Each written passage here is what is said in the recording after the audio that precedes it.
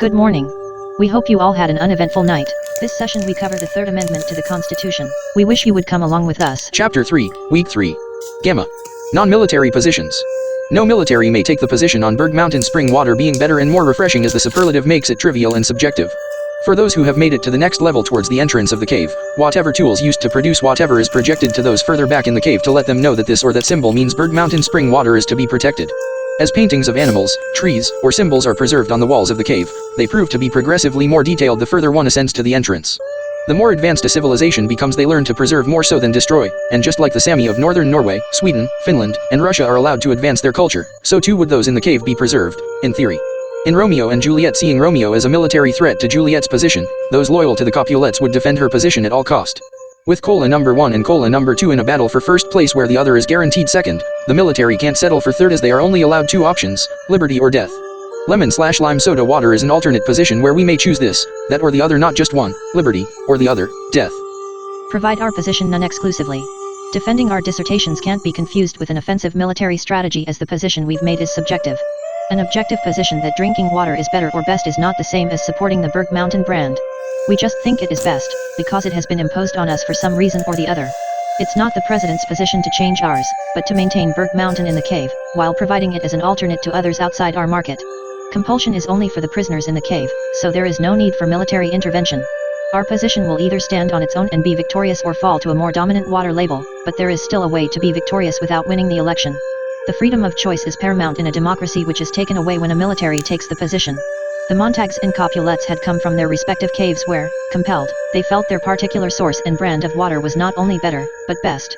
The symbolism between Remus and Romulus on one hand and Julius Caesar's empire on the other in the story was very valid. Neither Romeo nor Juliet could distinguish Rome from its empire and paid the ultimate price.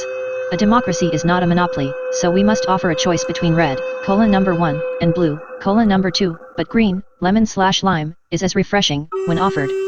Write it down, edit and print it out.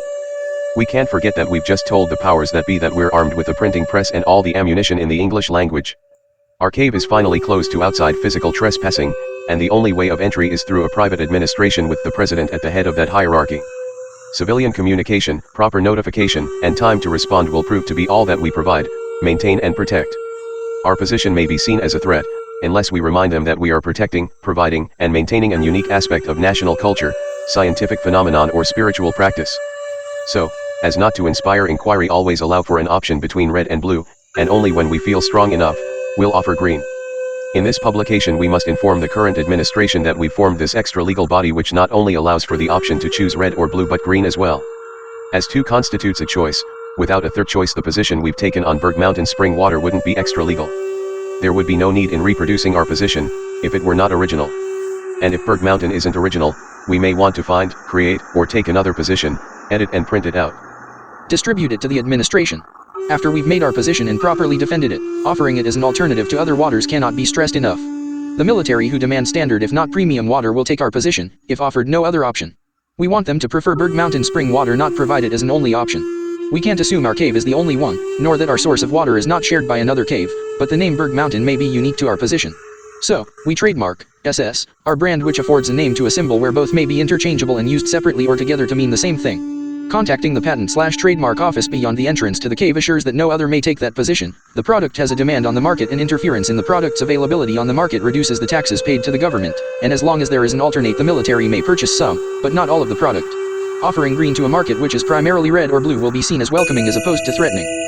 This non-military position where green may be chosen as opposed to red or blue is not seen as a competition, but it must be written down, edited, printed and distributed. To protect what we have discovered, just as schools are named after educators and churches after saints, ours is named Berg-Mountain Spring after its source. The trademark should be enough to ensure its protection from military occupation of our cave.